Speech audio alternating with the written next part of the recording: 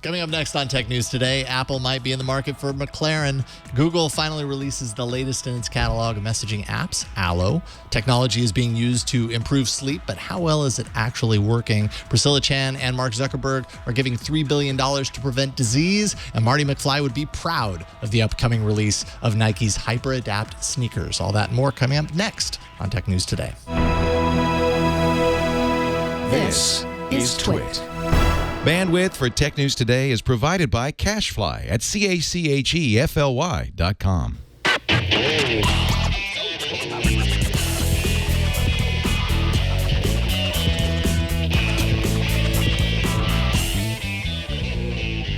This is Tech News Today, episode 1603, recorded Wednesday, September 21st, 2016. This episode of Tech News Today is brought to you by ZipRecruiter. Are you hiring? With ZipRecruiter.com, you can post to more than 100 job sites, including social networks, all with a single click. Screen, rate, and hire the right candidates fast. Try ZipRecruiter for free at ZipRecruiter.com/twit. And by Rocket Mortgage by Quicken Loans. Rocket Mortgage brings the mortgage process into the 21st century with a fast, easy, and completely online process. Check out Rocket Mortgage today at QuickenLoans.com/TNT. And by Epson's new EcoTank printers. With Epson's line of SuperTank all-in-one printers, you can print thousands of documents without running out of ink. EcoTank is loaded and ready to print when you are. Visit Epson.com/EcoTank to find out more. Welcome to Tech News Today. This is a show where we talk about everything that matters in technology that happened today. We are the Queequeg and Ishmael of Tech News. You can call me Ishmael. No Moby Dick for you? Apparently not. You were not forced to read Moby Dick. As you were saying it, I was like, I know I should know this. I should really know this. But yes, I think at some point I was forced to read that as a kid. I got called out for, I think Monday. I did not call us anything. And someone was upset about that. So sometimes I think it's okay for us to just be us. You think so? Yeah, deep down. Isn't that what we really want? We just want to be us. No, I want to be someone else always. All right. Well, then I will still leave that in your hands. Okay. Excellent. Thank you. Let's get to the tech news. The Financial Times says that Apple is in talks to acquire British Formula One car maker McLaren. McLaren then denied the rumors of acquisition talks, but the Financial Times stands by its story. The New York Times also says Apple is planning to acquire Lit Motors, the makers of a self-balancing motorcycle. Cool. Now, Apple is a public company, of course. They declined to comment, and it's worth noting that McLaren is not a public company, so the person who denied the rumors is not required to be briefed on all the talks. So, something happened. People were talking. We don't know. I mean, it could have just been a deal about something totally different. But as we always say on this show, if there's a Apple car rumor, we are going to talk about it. Apparently we will. Well, this is a hard one not to talk about, although in chat some are saying that this is a rumor that's been around for a while, so why believe it now? But I don't know. You think about it, this McLaren as a company that produces incredibly exotic cars, let's say, or premium cars. I mean, that's putting it lightly. Apple, many people, feel Apple produces exotic premium devices, premium hardware. So like the match from that kind of stylistic standpoint sounds about right. Sam Abu Al-Samid, who's been on plenty of times, wrote on Forbes today, and he says that at a deeper level, it actually makes sense, at least in the sense that Apple has had interest in buying BMW in the past, primarily because of carbon fiber chassis technology. And when you're talking about McLaren, apparently that deal fell through, by the way. When you're talking about McLaren as a company, they were the company that introduced carbon fiber in 1982 to professional motorsports, and then all of their current fleet has that technology built into it. So I don't know how or why that is incredibly important to Apple, if it is, but that is a very intriguing kind of connection. Well, you know what I think this is? You know how, I don't think you've reached your midlife crisis yet, but when you do, you might consider like Apple, like buying a fancy car. They're buying a very fancy car maker. So it makes perfect sense. It's just a little midlife crisis. The iPhone 7 is not as great as they wanted it to be. Maybe they're thinking, is this all there is? This is a reactionary move to the iPhone 7. They're like, oh, that just sucked. Let's buy a car company. Yeah, they're just like their dreams are not living out the way they thought they were going to. So yeah, I don't know. Midlife crisis. Yeah, Eddie Q. I think if he had it his way, they'd buy Ferrari instead because he's on the board of directors. He's one of the member of the board of directors for Ferrari. So maybe he'd have to change his tune if they bought McLaren. He'd have to find his allegiances differently. But I think you're right. It would be a match made in rich people heaven. Yes, in bed of money heaven. Last night, Google officially began to roll out its latest entry in its messaging portfolio, and what a portfolio it is. It's got a lot of messaging apps now. The much-anticipated Allo, which is a mobile-only chat service. It does mean there is no web interface at this time. I don't know if there ever actually will be because it's tied to the mobile phone number. Allo's design shares a lot in common with competing messaging apps, particularly apps like WhatsApp. But it sets itself apart in some ways with the integration of Google's Assistant chatbot. So this is kind of like the next phase of Google Now, assistants kind of happening behind the scenes.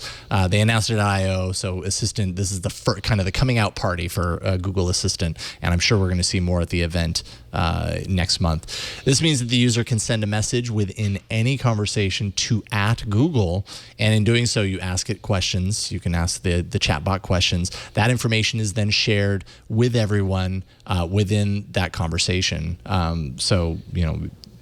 And I was chatting with Leo earlier this morning. We were kind of going back and forth while he's on his vacation. He was apparently at a layover, I think in Stockholm or whatever. So he was bored and saw that Allo had released. And we were chatting back and forth, kind of like testing the limits of it and that sort of stuff. And realizing that when it's a conversation between you and I, let's say, if I do things, that involve location, or you query a question about me and my location or whatever, it's not going to really show anything too revealing. But if I have a conversation with the chatbot directly, then things get a little bit more personal if you've given it access to do that. Oh, I just sent you my location, and I sent you a bunch of stickers. Yes, and that's your choice to send me my location. But if I was to say, like, where is Megan? Yeah, you couldn't just find I'm chatting with you. I'm like, where is Megan right now? It would, it wouldn't surface some of that stuff. So that's good. Yeah. So I see where you are. You're at work. I am. I'm right here next to you. Thank goodness we have Google Allo to know that. There you go. I was a bit underwhelmed by it. I mean, it has those same sort of auto responses that we love so much in Google Inbox. So if you have quick responses, it guesses what you might say. Sometimes it has kinder responses than I would myself. Maybe it's telling you that you need to have kinder responses. Maybe it is telling me that. But, I have just become enamored with iOS 10 messages. Mm-hmm. I love them so much, and I spend the better part of my day like sending people lightning and sending them shooting stars and lasers, and you don't know what I'm talking about, do you? No, because I don't really do that with messaging anything. Because you can't. I send words. No, I just send words. So, when I look at this, I'm like, so me. Yeah, well, Fine. And I mean, it is cross-platform. So obviously iOS, Android, which was smart for Google to do that. I wonder what Google's kind of thought is, whether, Allo is so compelling that it's going to pull iOS users away from iMessages.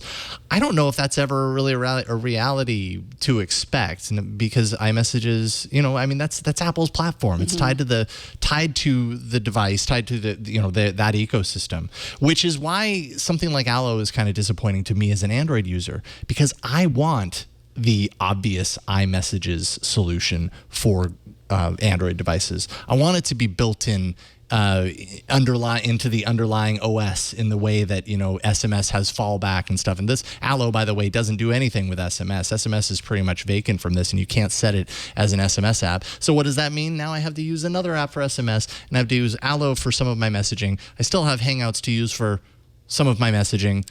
I don't know which one I use for what. Maybe it's the bot interaction that makes me choose Allo over the other thing, but it's just a confused kind of landscape in a world where messaging is actually incredibly important in mobile right now. Google needs to get this right. And I there's some stuff that I really like about Allo. I think the voice message, leaving a voice message, strangely, I like it a lot more than I even thought that I would. It was really cool to play around with that, but I don't know. When am I going to use Allo other than outside of these shows where there are people, we do shows about this stuff. So of course we're going to use it. I'm a little disappointed.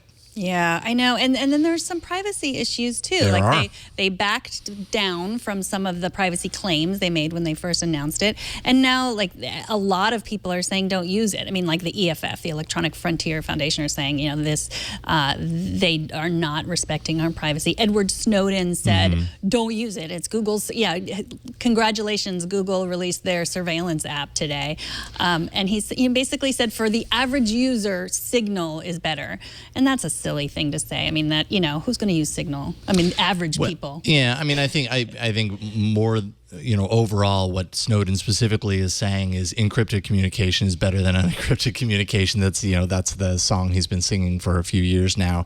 And what Allo has done is, I mean, even at I/O when they teased the app, they said that by default, conversations that you have, even outside of incognito mode, just by default in general, conversations would be, I can't remember the exact word they used, but basically unidentifiable to you on Google's servers. And that would be an opt-out sort of thing. Turns out it's actually opt-in. If you want encrypted communication from one person to another, you have to explicitly set up a conversation between that person at the very beginning and do that. If you're in a conversation, you decide you want to switch it to encrypted messaging, you can't. You can't do that in a conversation that is already started. You have to start a new one and do that. And so then, it's an unsafe default to make in a time when all these messaging apps and platforms are dedicating themselves more to encrypted communication. Google is doing less with this, and their rationale is that makes all the smart AI stuff actually possible, right? Like they can't make recommended replies in Smart Reply if it's encrypted. If they can't see what you're actually saying and see the history of what you said, they can't do that. So they open it up more, but that makes you unsafe, basically. Privacy versus cool stickers. Yeah, pretty much. Privacy versus replies that you just push a button instead of typing out the word, you know? Yeah, I mean, privacy versus ease of use, that's convenience. Always, convenience. Well, last week we spoke to Fast Company about Google's new community. It looks like they've launched one of its first features. The brand new YouTube Heroes program will use volunteers to help flag inappropriate content. What's in it for you if you want to volunteer, besides the personal joy of wearing that virtual student crossing guard sash? Well, you get some perks. YouTube has gamified the whole volunteer moderator process by offering rewards at different levels that you unlock through your superhero skills. So there's lower levels. They include like a hero's dashboard, which I guess makes it easier to be a hero with your dashboard. To see all the ways that you've helped or something. See who needs help. Make it easier to see where your superpowers are needed so at that time. You can put your cape on and fly over. And level 5, that's the highest level right now, includes the ability to apply to a Heroes Summit. I think if you're watching this is mass flagging videos. That's another perk, which I just looked at that and I'm like, that just sounds like someone who all of their power has gone to their head. I'm going to flag all these videos. I don't know if that's necessarily a good thing. Yeah, I mean, but it's about giving people a chance to signal bad content. They don't really have control over the content. They're targeting this so that Google's employees have an easier job knowing what to look at, because there are a lot of videos on YouTube and even more comments. You know what I mean? Yeah. So you're pointing out that flagging is different than removing. Yeah, exactly. Like they could flag 10 different videos, in the interface, but those aren't necessarily going away. If they flag these things and then Google goes in and looks at them and realizes, what are you talking about? Why did you do that? This, it doesn't, add up. Then I imagine they probably wouldn't get that badge. They shouldn't get that badge if that happens. They should get their badge taken away. Yeah, they should.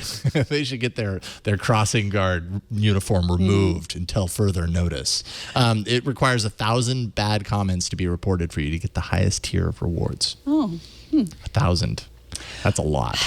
At like the elementary school, they have like the student ambassadors who are in charge of stopping bullying. Yeah. And, often like those are the bullies. So I just, want that not to happen here. And I hope that it doesn't.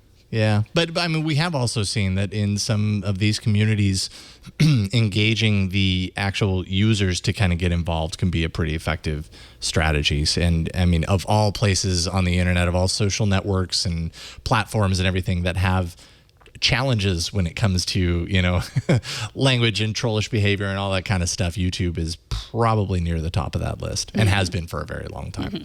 So I think, doing this is definitely better than not doing it. We'll see just how effective it actually is. AT&T is about to test a new technology next year that will bring gigabit per second speeds to homes thanks to infrastructure that is already abundant and everywhere, power lines.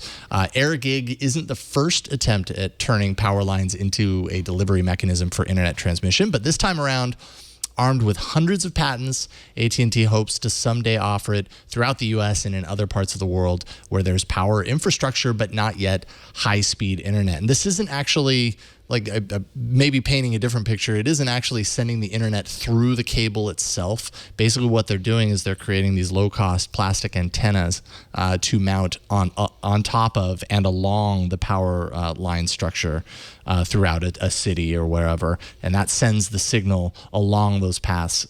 So it's not tapping in directly, but it kind of piggybacks off of it. So the power lines are guiding the wireless signal to it's the guiding house. Light. The guiding light. The guiding light to high-speed internet in people's homes. And again, they're saying this is going to be great for underserved part of the world, rural areas. That's what we keep hearing over and over again. And hopefully it's true. Yeah, trials begin next year. It's pretty untested at the moment. This is like very early days for this. We've got 5G kind of around the corner, and I think that's happening somewhere around like 2018. This is beyond that. It's not even, AT&T says it's not even really on their technology roadmap. Still very experimental, but they seem pretty positive on the potential of this. Bleak in the chat room is pointing out that they're using basic infrastructure that's already there in order to save money for them. Hopefully that will mean we will save money, but with AT&T, that has not been my experience yet. That's a good point. Well, after the break, we're going to the mattresses. Molly McHugh from The Ringer tells us why mattresses are the new iPhones. But first, let's take a minute to thank ZipRecruiter, the sponsor of this episode. As it turns out, neither Jason nor I got fired yesterday for opening Leo's Apple Watch.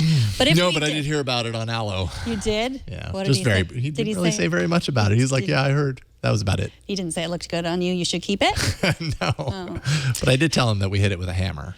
I didn't. Good. We didn't hit it with a hammer. No, we didn't. But if we did, we probably would be fired, and we would be using ZipRecruiter to find a new job right now. Would you hire us? Do you know where to find us? Do you know where to post your job to the best candidates to find them? Posting jobs in one place is not enough to find quality candidates. If you want to find the perfect hire, you need to post your job on all of the top job sites, and now you can. With ZipRecruiter.com, you can post to more than 100 job boards, including social media networks like Facebook and Twitter, all with one click. Just post once, and then you can watch your candidates roll into ZipRecruiter's easy-to-use interface.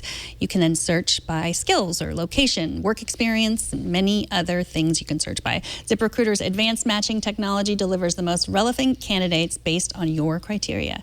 ZipRecruiter offers optimized pages that look great on any screen. Add their unique mobile apply process for more visitors and more applicants. Find candidates in any city or industry nationwide, so no more juggling emails or calls to your office. You can add multiple users to your account. Find out today why ZipRecruiter has been used by over 1 million businesses and is trusted by hundreds of Fortune 500 companies. Whether you're hiring now or you plan to hire in the near future, check out their blog for recruiting tips and hiring resources. Right now, you can post jobs on ZipRecruiter for free. Just go to ZipRecruiter.com/twit. ZipRecruiter is the fastest way to hire great people. So go to ZipRecruiter.com/twit, and we thank ZipRecruiter for their support of Tech News Today. So how can we use technology to improve our sleep aside from, simply not using technology right before we go to bed? Joining us to discuss this is Molly McHugh from The Ringer. How's it going, Molly? Good. How are you guys? Excellent. It's great to have you back. So first, you say in your article that you are a poor sleeper. Are you confident that technology is actually going to make you a better sleeper? No, not at all. I think it can help me see the things that I know I'm doing wrong. Like, it's interesting to see it all quantified and on a screen and everything, but I'm not sold yet on something fixing it. So you've been using, you kind of start off by explaining a product that you've been using called Bedit. I'd never actually heard of Bedit before. What exactly is going on with Bedit? Sure. Actually, I really like it. I've tried some like wearable fitness tracker type things, and anything based on an accelerometer is not going to be super accurate because it's pretty much just like looking at how much you move, which doesn't, like, maybe that's going to be right, but not necessarily. Whereas Bedit is like a strip that kind of goes on top of your mattress under your bed sheet. And that is looking at your heart rate as well as how often you move, a couple other things like your breathing and stuff like that, and it gets a lot more information points in there in order to give you some information about your sleep. And that all syncs back to your phone that I'm assuming is on the bedside table, probably by like Bluetooth, right? Yeah, so I do keep my phone plugged in overnight now because it's, being zapped from Bluetooth. Sure. So I'd have no battery in the morning. But so yeah, that's working out well so far. Yeah. I was hoping that Bedit would be like a way to read Reddit in bed and not get really angry. I do that, actually. I get in bed and I go like this. I've mastered that. But unfortunately, that probably ties right into the problem, right? They say don't do this right before you go to sleep. The screen, the color is bad for your eyes unless you do color correction. And I mean, speaking of kind of like app and technology kind of solutions for improving sleep, there are a ton of apps. I know at least on Android, there are a lot of apps that, say they're tracking your sleep. Meanwhile, the phone is just like sitting on your bedside table next to you. I mean, this seems to be much different than that, though, because it's kind of integrated into the pillow. Yeah, I mean, it attaches right across the mattress, and the apps that track your sleep, if they have no sort of wearable or gadget component, are really just you tracking your sleep. You're just starting a timer when you go to bed and turning it off when you wake up, which can give you a really great trend analysis over time, but that's still just you entering data. I mean, it's like a nice bump up from a spreadsheet. It's not a huge advance in technology. Yeah, for sure. So there is a growing market for on-demand mattresses right now. Full disclosure, Casper is a sponsor on Twit, but I mean, there are a number of them. There's Casper, there's Lisa, Tuft & Needle, Helix Sleep, a whole lot of kind of companies who are kind of using the internet distribution model for on-demand mattresses, let's say. Why, you kind of talk a little bit in your article about how this relates to kind of the millennials of the, this generation of millennials. Why is this so appealing to that generation? Yeah, the mattress stuff has blown my mind. I feel like a very old person because I went into a store and bought a mattress, when I got my first grown-up mattress a couple years ago. Yeah. But it's a huge thing. It's kind of a pain. I sometimes feel like the big drive of the internet is to just completely get rid of brick and mortar stores. And this is one that it's not fun to go to. It's not like a big fun purchase that you go out and make, and it's exciting. It's kind of boring and it's not very cool. And there is a lot of markup, absolutely. So cutting all of that out and then packaging it in these very trendy, very cool websites with very active social media presences is a totally new spin on a very old industry. And then add to that you can stay inside and order all of this from an app. And like, we're very programmed to do that. It's very second nature to like fire up Postmates or something like that. So if that entire if the entire application sequence looks a lot like Postmates or Seamless or, Uber, if those things look similar, we're super comfortable doing that. So it becomes very easy to drop $500 to $1,000 on something that shows up in a box. Mm-hmm. It'd be great if there was actually like an Uber for mattresses where you could just share your mattress when you weren't using it. Right? No. Like maybe gross, but there's some okay. potential here. Yeah, maybe. That's the future. But I think if anyone could figure it out, Silicon Valley could probably figure out how to make that a viable market. I'm sure that was pitched at a demo day last week. So in what way do you think like the technology is sort of, I mean, there's been lots of studies, there's studies upon studies that say, that technology right before bed is bad for us. But then there's other people say there's no long-term studies. But in what way does this feel like technology has created this problem and now they get to solve it too?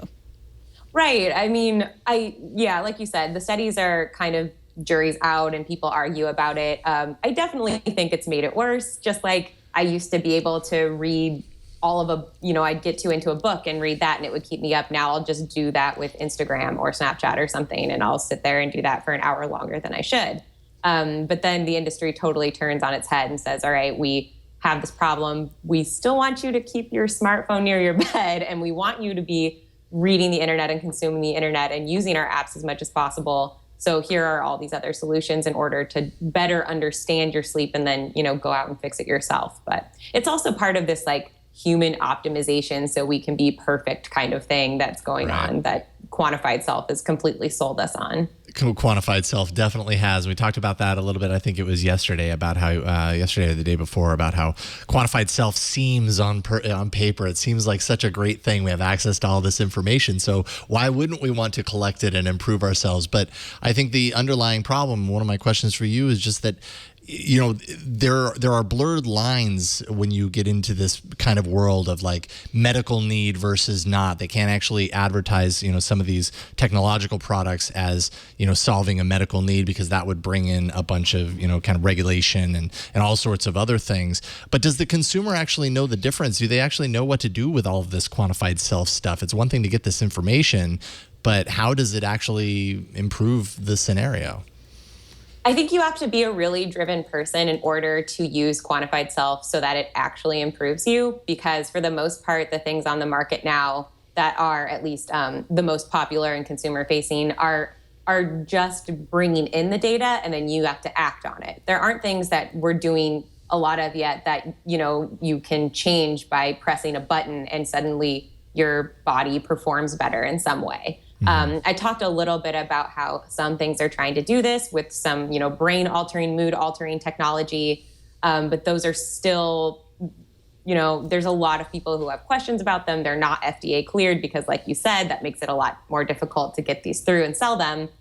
So they're super experimental and we're not sure how well they work, if they work long term yet, but they're super interesting. I'm not saying they're wrong. We don't really know yet. So for the most part, it's kind of on you once you buy into quantified self stuff to actually improve anything. Like I know my sleep is bad now and I have a lot of information on why it's not great, but I don't know how to fix it yet. Well, yeah, one of those devices I think that you looked into is called the Think, THYNC. It's a $200 device. What does that do? How does that help you sleep? So I used that a couple years ago and it was at CES.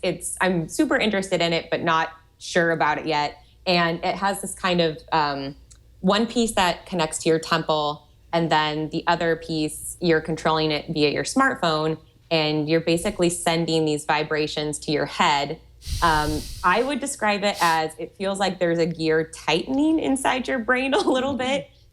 You can turn it on higher or lower, and one set of vibrations gets you energized. The other set is supposed to calm you down. So they talked about how it's something you might use instead of sleeping pills or some other form of sleep aid. But I didn't try that one. I tried the energetic one because I was very tired that day. So instead of coffee, maybe? Yeah.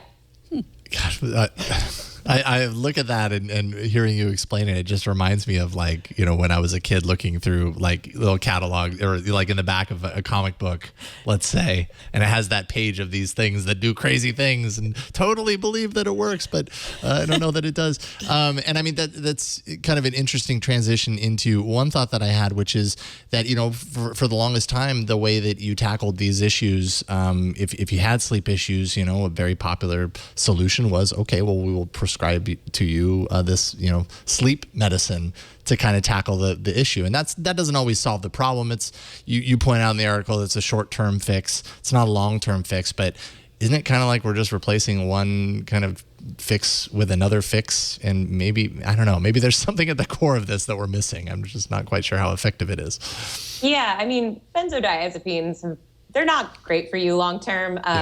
And I I mean, there's more harm that's going to come from overprescribing than people buying a bunch of Fitbits or other devices to track their sleep. I think the argument for this is that, sure, we might be being over-marketed to a little bit, and we might be over-datafying and not really doing anything with that data. So, I mean, maybe there's are we being marketed too much? Are we being sold on something that's not helping us? But the addiction to a Fitbit versus a sleeping aid is definitely going to be better for you in the long term, I would say. Yeah. But once it's things that are altering our brains, there haven't been many peer-reviewed studies beyond the companies who are doing this are doing studies themselves that are very interesting, but there haven't been any long-term peer-reviewed studies of what these will do. So until those happen, we should probably not make that leap quite yet. Be somewhat cautious, I suppose. Yes. Molly McHugh at theringer.com. Thank you so much for coming back and chatting with us about this very interesting article. Where can people follow you online? I'm at I am Molly McHugh. Awesome. On Twitter. Thanks again, Molly. We'll talk to you soon. Thanks, guys. All right. Have a good night. You too. So John from just outside of Philly wrote into TNT at twit.tv about our discussion about the likely failure of music streaming site Tidal. He says, I'm one of the few that use Tidal. I've tried the other services and the sound quality was just no, especially not for high-end headphones such as those by Shure and Fostex. I became a member of Tidal since January of last year before Jay-Z bought it and found that their music library has gotten better and better. To me, it's well worth the $25. Keep in mind, though, that I don't subscribe to anything else other than YouTube Red, not to see ads, and I'm thinking of canceling that because I never use YouTube. I rarely use YouTube, he says. And no Netflix, etc. So if you subscribe to YouTube Red, then you also subscribe to Play Music. So you've got 2 music streaming services. With I don't know if you realize that or not, but just saying. Because they kind of go hand in hand. Yeah. But he doesn't like the quality. Yeah. Yeah. I can understand that completely. I mean, I'm definitely a fan of high quality audio.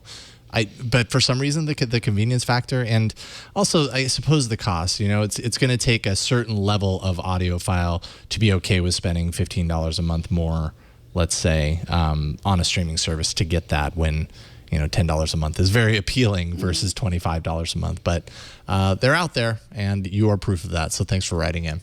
Coming up, we look at how Mark Zuckerberg and Priscilla Chan are setting their sights on fighting disease with money. But first, let's take a minute to thank Rocket Mortgage by Quicken Loans. They are the sponsor of this episode. For those of us who've gone through the mortgage process, basically, that's what this is all about. If you've been through that process, there are ups and there are downs. It's not always the most enjoyable process, but then you get to the end and you're like, yes, I got my house. I'm happy to have it. Rocket Mortgage brings the mortgage approval process into the 21st century. It's fast, powerful, and completely online. Rocket Mortgage has taken all the complicated, time-consuming parts of applying for a mortgage out of the equation. So if you do not enjoy the peaceful tranquility of searching through stacks of old files and paperwork, well then you should check out Rocket Mortgage. You can easily share your bank statements and pay stubs at the touch of a button, helping you get approved in minutes for a custom mortgage solution that's been tailored to your unique financial situation. And even better, with Rocket Mortgage, you can do all of this on your phone or your tablet. It's a quick online process that you can manage from the comfort, the convenience of your couch or anywhere in your home, really. So if you're looking to refinance your mortgage or buy a home, check out Rocket Mortgage today. It's quickenloans.com/TNT. That's quickenloans.com/TNT. Equal housing lender, licensed in all 50 states, NMLS, consumeraccess.org, number 3030. And we thank Rocket Mortgage by Quicken Loans for their support. Priscilla Chan and Mark Zuckerberg declared today that they are going to try to prevent and manage all the diseases, and they are pledging $3 billion to do it. Many on Twitter pointed out that $3 billion did not seem quite enough since, for example, the cancer budget for the National Institute for Health was $5 billion, and that was just cancer, and that was just for 1 year. And others are pointing out that $3 billion is what Facebook reportedly offered to buy Snapchat for a few years ago. So joining us to talk more generously about the generosity of Chan and Zuckerberg is Selena Larson from CNN Tech. Welcome, Selena. Hi, thanks so much for having me. So for those who didn't see Zuckerberg's birth announcement, that was also the announcement of the Chan-Zuckerberg initiative back in December of last year. Tell us about that. Yeah, so it's pretty much a comprehensive global initiative to really target a lot of these things like public health, education, welfare, on a global scale, not just obviously Facebook is based here in the Bay Area, but it's a global company and it really wants to tackle a lot of these education, human rights issues and provide funding for both profit and nonprofit companies. So what was their timeline that they announced today for managing and preventing all diseases? Preventing or managing. They didn't say they would prevent all diseases, but what was their timeline? So it's by the end of the decade. Essentially, it's really, dovetailed with the birth of their daughter. That was when they made the announcement. And they said that we want all children to be able to have these opportunities. We want our kids to grow up and thrive and bring their families and generations to follow in a very healthy, disease-free, cancer-free world. And so obviously it's an enormous goal. And it is by the end of the century. And what they did today was they pledged $3 billion over a decade to fund research and fund projects in science that really dig into these biomedical problems and, fund research and scientists developing treatments for some of these issues that are currently plaguing our world today. So the first thing they did was $600 million to a place called BioHub. What can you tell us about BioHub? Yeah, so the BioHub is a Bay Area-based research firm. It's actually a collaboration between the three major universities here in the Bay Area. The BioHub itself is going to be in San Francisco, but it's going to have researchers and scientists and engineers from Stanford, UC Berkeley, as well as SF State. And I do want to mention that during the event today, a number of jokes were made about the successful collaboration between the three universities, as apparently this Bay Area, these Bay Area universities have not necessarily always worked together swimmingly. So it was a huge deal that they are going to be funding research and funding projects from scientists from all three of these programs. I think any help in this regard is good, which is why it's so surprising to me that when somebody comes out, somebody from Zuckerberg's standpoint comes out and offers any of their fortune to something, let alone $3 billion, which is a lot of money, maybe not in comparison with what normally goes to in these directions on a regular basis, let's say, but $3 billion coming from one person's kind of fortune is a considerable amount. Why do people still criticize it? I mean, something's better than nothing, right? Like $3 billion is pretty good. I don't know. Why do you think people are still kind of criticizing this act? You see this all the time, right? So you have Mark Benioff, who's also a tech titan here in the Bay Area, who gives back a lot of philanthropic efforts. You have a lot of the VCs who provide funding. Obviously, the Zuckerberg and Chan have donated a ton of their personal money to a number of different projects, not just through the Chan Zuckerberg initiative. And then, of course, you have like Bill Gates, who was actually on stage today, and the Gates Foundation has done a ton of work in this regard. I think, people are always going to be critical of how people spend their money and how people give back. And I think that it is, it's really important to make sure that we are holding these folks accountable and making sure that the money is going to fund these really great projects. But it is a collaboration between a number of educational institutions and research scientists. So it's not just, Mark Zuckerberg saying, I'm going to take on this project myself. But he's, working with a lot of established groups. Some of the scientists that are leading the project themselves have done a ton of work to advance biomedical sciences, including working with malaria and other diseases. So it's a really big undertaking. And I think, Mark Zuckerberg having the support that he did today and came out, it was very unlike a tech event. I've seen Mark Zuckerberg talk a lot at different developer conferences or announcing new Facebook efforts. But today you had Mayor Ed Lee in the audience. You had Lieutenant Governor Gavin Newsom. You had some of the world's top scientists in the audience, cheering on these efforts. And it was really a collaboration. And then, of course, you had Bill Gates, who's probably the most notorious tech philanthropist, come out and put his support behind the initiative and the program. So there's still a lot of questions. It's still up in the air as to what exactly they're going to be funding and what's going to come out of it. But I think it's a very exciting proposal. So I think part of what people complain about is the way the initiative is set up, right? It's not a nonprofit. Can you explain a little bit about what it is exactly?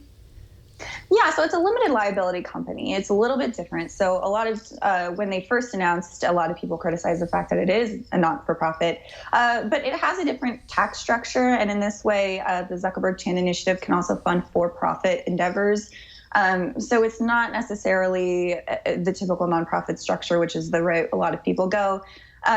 I don't want to talk about, tax structure and liability is not necessarily my area of expertise. But the New York Times did a really great explainer about why Mark Zuckerberg decided to structure the company that way instead of going into a nonprofit, which is what most people are familiar with in terms of philanthropic giving.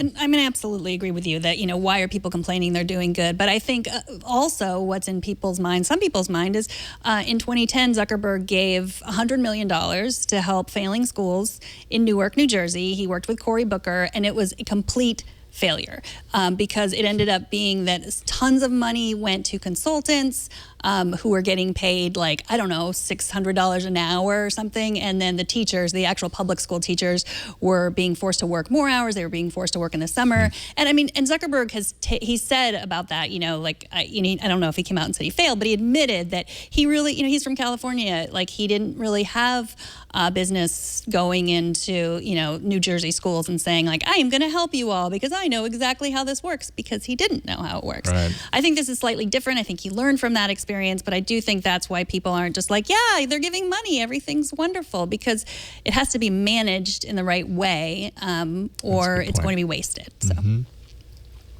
Yeah, definitely. I think, and it's right here in his backyard, right? It's the Bay Area, it's Silicon Valley. So many of the scientists and engineers are, they're from his home area. And it's very much a starting here. I say starting small, $600 million doesn't seem small, but considering it's a partnership with 3 leading universities and they're trying to tackle all of the diseases in the world, they're starting very small. Yeah, and so starting small, that there's a reason behind starting small. People were criticizing, that's not enough, but yeah, he has a reason. Selena, thank you so much. It's always a pleasure to talk to you. Selena is now at CNN Tech. Congratulations. So, yes, congrats. She's still at Selena Larson on Twitter, and her work is money.cnn.com. But you've been linking to all of your stuff and all the other CNN stuff at Selena Larson on Twitter. Thanks so much for coming on. Yeah, thanks for having me. Thank you, Selena. We'll talk to you soon. TNT's fan of the day is Sergio Duran on Twitter, who says, here is how I watch TNT. If you click that, you'll get the full thing now. And as you can see, I replaced my phone icon down at the bottom with Duo. And now I'm wondering if Sergio has since replaced that Hangouts icon with Allo. They'd look pretty good side by side, just saying. Show us how you watch or listen to TNT. Just record a video or take a picture of yourself or your setup. You can post that on Instagram, Google+, Twitter, Facebook. I'm sure there are others. We'll check them all. Use the hashtag HowIWatchTNT, and we will find it. After the break, find out why you might not ever need to lace your shoes again. Yes. But first, let's take a minute to thank Epson, the sponsor of this episode. Epson's revolutionary cartridge-free EcoTank line of printers for home and office introduce a new age in printing. The EcoTank ET4550 wireless all-in-one printer doesn't use ink cartridges. It features an innovative refillable ink tank, earning it the title of CES 2016 Innovation Awards honoree. No more out-of-ink frustration. It includes up to 2 years of ink. That's equal to 11,000 black pages or 8,500 color pages. If you're going to print all your messages in Allo or Apple's new messaging program in iOS, you are going to need those 8,500 color pages to save for all those stickers. So you got to save them for all posterity. You've got to print out all your messages. Maybe, or maybe not. Maybe some of them. You can save up to 80% on ink with low-cost replacement bottles. It's powered by Precision Core printing technology. It has auto two-sided printing and a 30-page auto document feeder. Easy wireless printing from tablets and smartphones. All EcoTank printers deliver an unbeatable combination of convenience and value. With Epson's EcoTank line of printers, you'll have the freedom to print without running out of ink. The Epson EcoTank system was named the 2016 Small Biz Windows Printer of the Year. So right now, visit Epson.com/ecotank to transform the way your home, office, or work group prints. For the best combination of ease and value, turn to the Epson EcoTank printers. That's EPSON.com/ecotank. And we thank Epson for their support. So I'm trying to figure out why I actually care about Nike's Back to the Future shoes, other than the whole Back to the Future Part 2 tie-in. But when I first saw Marty McFly's shoelace tie themselves back when I was younger, it was one of the many things in that movie that I simply assumed was just plain kitschy sci-fi stuff. Likely never going to happen, because why would anyone waste their time inventing it? But Nike is proving me wrong, and almost 30 years later, we are on the cusp of the release of the HyperAdapt sneakers. The self-lacing shoes go on sale starting Monday, November 28th. That happens to be Cyber Monday for anyone who's keeping track. So gift idea, I guess. They'll be available at select Nike locations. I mean, did you see that? You may have missed it. That was amazing. Because it was super quick. They're pretty nondescript. They just kind of go, done. It's rechargeable battery. Yes, you will need to recharge the battery in your shoes. Although you get a wireless charging pod to set them on top of. 3 hours for charge, and that charge will last 2 weeks. And it's not really tying necessarily. It's not like doing the loop-de-loo tie sort of thing. It's just like cinching. It's like buckling, tightening. Yeah. What do you think? Are you excited? Are you going to get one of these, or two of them actually? No. Oh. I found a more low-tech solution of not tying your shoes, but not low, Velcro? more low-tech. No, BMW.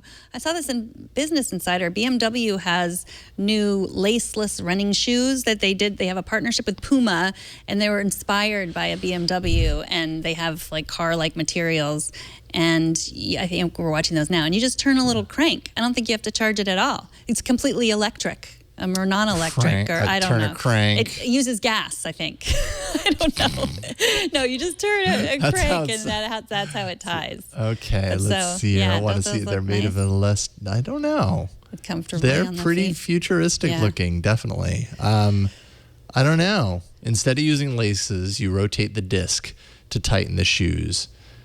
Yeah, well, I would try that. I guess, or I could just keep tying my shoes. I think what we can say is that. our grandchildren will never have to learn to tie their shoes and never have to learn how to drive a car. Or cursive. Or cursive. Yes, these are all things.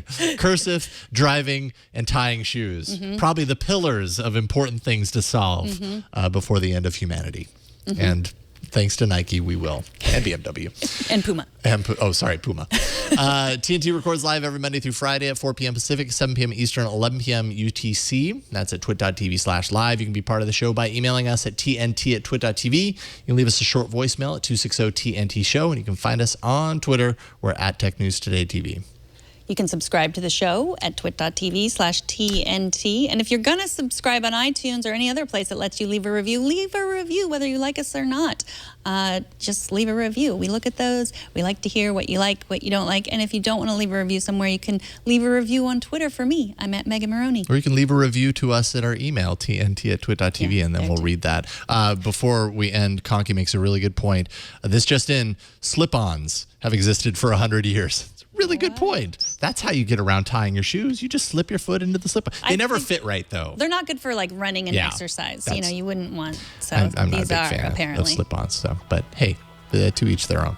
I'm at Jason Howell on Twitter. Thanks to our technical director, Kara. Thanks to Matt for scrolling words on the screen. Thanks to Kevin for making us look good. Thanks to 3 people who are sitting in the audience today. It's really good to have you guys here. Makes us feel important. And thanks to you for talking tech with us today. We'll see y'all tomorrow. Bye, everyone.